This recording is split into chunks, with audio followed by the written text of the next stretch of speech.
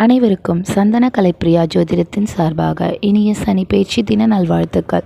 என்னடா இவங்க சனி பேச்சுக்கெல்லாம் நல்வாழ்த்துக்கள் சொல்கிறாங்களே அப்படின்று நீங்கள் ஆச்சரியப்படலாம். ஆனால் சனியை போல கொடுப்பவர் இல்லை, சனியை போல கெடுப்பவர் இல்லைன்னு சொல்லுவாங்க. அதே மாதிரி சனி பேச்சு, குரு பேச்சு, ராகு கேது பேச்சுகள், இந்த பேச்சு காலங்கள் தான் நம்ம வாழ்க்கையில் பெரிய மாற்றங்களையெல்லாம் கொண்டு வருமே தவிர்த்து ஒரு தீபாவளியோ பொங்கலோ நம்ம வாழ்க்கையில் ஒரு பெரிய மாற்றத்தை கொண்டு வர போகிறது கிடையாது. தீபாவளி அன்றைக்கி ஒரு நாள் சந்தோஷம்தான்.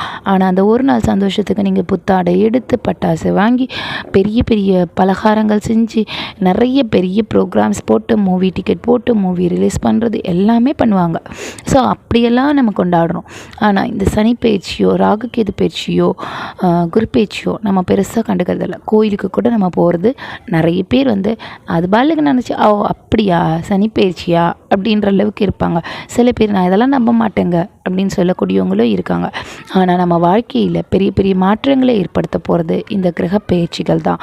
ஸோ இந்த கிரக பயிற்சிகளுக்கு நீங்கள் பட்டாசு வெடித்து கொண்டாடணுன்றது அவசியம் இல்லை. ஜஸ்ட் அந்த இறைவனை மனசில் நினச்சி இன்றைக்கி சனி பயிற்சி ஆகுது, சனி பகவானே நல்ல இடத்துக்கு வாங்க, எனக்கு ஒரு நல்ல வழியை சொல்லுங்கள், நீங்கள் எந்த இடத்துல இருந்தாலும் சரி, நான் என்னை ஒரு பிள்ளையாக நினச்சி நான் ஏதாவது தப்பு பண்ணியிருந்தா கூட மன்னிச்சு என்னை ஆதரிங்க அப்படின்ற மாதிரி அந்த ஒரு நிமிஷ வேண்டுதலை கூட செய்யலாம். சனிக்கு சனீஸ்வரன்ற பட்டமும் இருக்குது. அப்போ ஈஸ்வரனை எப்படி நான் சிவனேன்னு உட்கார்ந்துருந்தேன் அப்படின்றப்போ சிவனேன்னு அப்படின்ற ஒரு வார்த்தைக்கு அந்த சிவபெருமான் மனம் குளிர்ந்து நம்மளுக்கு நல்லது செய்வார்னு சொல்லுவாங்க. அப்படி இருக்கும்போது சனி பகவானும் அதே போல் ஈஸ்வர பட்டத்தை பெற்றவர். அந்த சனியை ஒரு நிமிஷம் மனசில் நினச்சி நீங்கள் வேண்டுங்க, என்னை நல்ல பார்வையாக பாரு அப்படின்னு வேண்டும்போது அவர் கண்டிப்பாக நல்லது தாங்க செய்வார். அப்படி இருக்கும்போது உங்களுக்கு என்ன கெட்டதாக செஞ்சிட போகிறாரு. ஆனாலும் சிம்ம ராசிக்காரங்கள், ஆமாம், இப்போ நம்ம சிம்ம ராசியை பற்றி பார்க்க போகிறோம். சிம்ம ராசிக்கு அஷ்டம சனி வருது. ஸோ நார்மலாகவே சனி பகவானுக்கு சிம்மம்ன்றது ஒரு ஆகாத ராசி. ஏன் ஆகாத ராசின்னா அது தந்தையுடைய ராசி, அவருடைய தந்தையான சூரிய பகவான் ராசி. இந்த சனிக்கும் சூரியனுக்கும் நீண்ட கால பகை. ஏன் அந்த நீண்ட கால பகைனா அதுக்கு ஒரு பெரிய ஸ்டோரியே இருக்குது. சூரிய பகவான் ரொம்ப தணலோட வெப்பத்தோடு இருந்தாங்க. அப்படி வெப்பத்தோடு இருக்கும்போது அவங்க ஒய்ஃப் அந்த வெப்பத்தை தாங்க முடியல அப்படின்னு சொல்லிட்டு தன்னுடைய நிழல்லிருந்து தன்னை மாதிரியே ஒரு பிம்பத்தை உருவாக்கி சூரியன்கிட்ட விட்டுட்டு போகிறாங்க. தன்னுடைய சூரியனுடைய வெப்பத்தை தாங்கக்கூடிய சக்தி தனக்கு வரணும்னு தவம் இருக்கிறதுக்காக போகிறாங்க. அந்த நேரத்தில் இவங்க ஒரு நிழல்லிருந்து தான் உருவாகினவங்க. இந்த சாயா தேவின்றவங்க அந்த சூரியனுடைய மனைவியோடைய நிழல்லிருந்து உருவானவங்க. அப்படி நிழல்லிருந்து உருவானவங்களோட இணைந்து இந்த குழந்தை பிறக்குது. பார்க்கறதுக்கு கண்ணங்கரீர்னு பிறக்குது.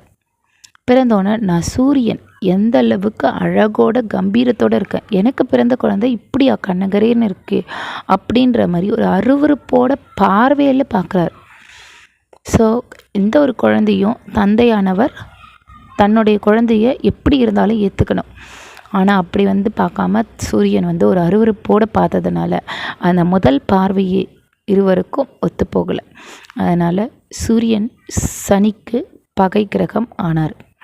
ஸோ இந்த பகை நீண்ட காலமாக இருந்துகிட்ருக்கு. அப்படி இருக்கும்போது இந்த சனி உங்களுடைய அஷ்டமஸ்தானத்துக்கு போகுது. நார்மலாகவே 8 நாளே வம்பு வழக்கு சண்டை. 8ஆம் இடம் அப்படின்னாலே 8ன்றதையே ஒரு பேட் லக் கொடுக்கக்கூடிய நம்பராக தான் நம்ம நினைப்போம். ஸோ 8ங்கிறது ஒரு கஷ்டத்தை கொடுக்கும். நம்ம 8 போடும்போதே பாருங்கள், அதில் மட்டும்தான் வளைவு நெளிவு. அதையே நீங்கள் அப்படியே படுக்கப்பட்டு பாருங்கள், 8 இன்ஃபினிட்டி, பிரச்சனைகள் தீராதுன்ற மாதிரி, எல்லையே இல்லைன்ற மாதிரி ஒரு எண்ணாகுது. ஸோ அப்போ 8ங்கிறது தான். இப்போ ஒரு வண்டி வாகன லைசன்ஸுக்கு கூட 8 போடுங்கன்னுவாங்க. 8 தான் கஷ்டம் இருக்கிறதுலே போடுறது. அப்படிப்பட்ட அஷ்டமஸ்தானத்தில் வருது. அஷ்டமஸ்தானத்தில் என்ன சந்தோஷத்தையாக கொடுக்க போகுது? கண்டிப்பாக கஷ்டத்தை தான் கொடுக்கும். அது என்னென்ன கஷ்டம்னு பார்த்திங்கன்னா நிறைய சவால்களை கொடுக்கும். எல்லாத்துலேயும் பிரச்சனைகள், வம்பு வழக்கு, அவமானம், ஒரு நிதி சார்ந்த பிரச்சனைகள், தலைவலி, டென்ஷன், எலும்பு சார்ந்த பிரச்சனைகள், கடன் பிரச்சனைகள், இப்படி எதுலேயுமே தொட்டது எல்லாத்துலேயுமே பிரச்சனை பிரச்சனை பிரச்சனை. எப்படா இந்த பிரச்சனை ஓயும் அப்படிங்கிற அளவுக்கு உங்களுக்கு பிரச்சனையை கொடுக்கும். ஏற்கனவே உங்களுக்கு கண்ட சனியாக இருந்த 2.5 வருஷ காலமே கொஞ்சம் சோதனைகளை தான் கொடுத்துருக்கும். இப்போ அடுத்தது அஷ்டம சனி. அஷ்டம சனி நார்மலாகவே சிம்மராசிக்கு ஆகாதது. அப்படிங்கிறப்போ இன்னுமே சனி அதிக அளவுக்கு கஷ்டத்தை கொடுக்கக்கூடியவராக இருப்பார். ஸோ இது எல்லாத்தையும் நீங்கள் அவாய்ட் பண்ணோன்னா நீங்கள் நார்மலாக சனிக்குரிய பிரீத்திகளை பண்ணணும். சனிக்கு நம்ம ராசியே பிடிக்காது, ஆனால் நமக்கு சனியை பிடிக்கும் அப்படிங்கிற மாதிரி நடந்துக்கிட்டிங்கன்னா சரி, ஓகே, யாரோ ஒருத்தர் பண்ண தப்புக்கு நான் ஏன் ஒன்று தண்டிக்கணும்னு கொஞ்சம் அவருடைய கோவப்பார்வையை, தணல் பார்வையை உங்ககிட்டேருந்து கொஞ்சம் குறைச்சிப்பார். அப்போ ஆனால் அஷ்டம சனின்னு நம்ம நினைக்கிறோம். இந்த 7.5 சனி, அஷ்டம சனி, கண்ட சனி இப்படின்னு சொல்லக்கூடிய எதெல்லாம் பிரச்சனையான சனிகளாக இருக்கோ அந்த பிரச்சனையான சனிகள் எல்லாமே 1 7.5 அஷ்டம சனி, கண்ட சனி, இந்த 3மே திருமண பாக்கியத்தை கொடுக்கும்.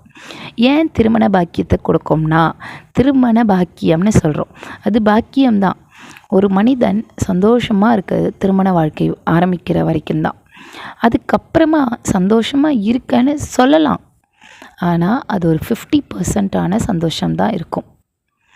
எப்பேற்பட்ட அந்யோன்யமான தம்பதிகளாக இருந்தாலும் அது ஒரு 50 to 70% சந்தோஷம்தான் இருக்கும். ஸோ அங்கேயே உங்களுக்கு பிரச்சனைகள் ஆரம்பிக்கும். அது வரைக்கும் எப்போ வருவீங்கன்ற கேள்வி கிடையாது, ஆனால் அதுக்கப்புறம் தான் நீங்கள் எப்போ வருவீங்கன்ற பிரச்சனை உங்களுக்கு ஆரம்பிக்கும். ஆண்களாக இருந்தால் பெண்களாலேயும், பெண்களாக இருந்தால் ஆண்களாலேயும் பிரச்சனைகள் தலை தூக்க ஆரம்பிக்கிறது திருமணத்துக்கு அப்புறம் தான். ஸோ அப்போ உங்களுக்கு பிரச்சனை கொடுக்கணுன்னு சனி பகவான் முடிவு பண்ணிட்டாருன்னா இந்த 7.5 சனி, அஷ்டம சனி, கண்ட சனி இதில் உங்களுக்கு திருமண பாக்கியத்தை அமைச்சு கொடுத்துருவார். அந்த திருமண வாழ்க்கை கஷ்டத்தை கொடுக்குன்றப்ப அதை ஹாப்பியாக நீங்கள் லீட் பண்ணி எடுத்துகிட்டு போகிறது உங்கள் கையில் தான் இருக்குது. ஸோ இந்த அஷ்டம சனி காலத்தில் சிம்ம ராசிக்காரவங்களுக்கு திருமண பாக்கியம் கூட அமையறதுக்கான வாய்ப்புகள் இருக்குது. ஸோ திருமண வரன்களெல்லாம் தேர்ந்தெடுக்கும் போது ரொம்ப கேர்ஃபுல்லாக தேர்ந்தெடுங்க. அதுவும் இன்னும் நமக்கு அதிகப்படியான டார்ச்சரை கொடுத்துட்ற மாதிரி ஒரு வாழ்க்கை துணையை நம்ம தேர்ந்தெடுத்துடக்கூடாது. ஸோ அதுலேயும் பொறுமையாகவும் கவனமாகவும் இருங்க. அதே சமயத்தில் வீட்டில் உங்களுடைய வாழ்க்கை துணைக்கிட்டேயும் வாழ்க்கை துணையோடைய, அதாவது உங்களுடைய ஆயுள் ஸ்தானத்துக்கு வருது அப்படின்றப்போ நீங்கள் அந்த வாழ்க்கை துணைக்கிட்ட கொஞ்சம் அனுசரித்து விட்டு கொடுத்து போகிறது உங்களுக்கும் நல்லது, எல்லாருக்கும் நல்லது. அதாவது உங்கள் குடும்பத்து நபர்களுக்கு நல்லது. நன்றி, வணக்கம். நன்றி, வணக்கம்.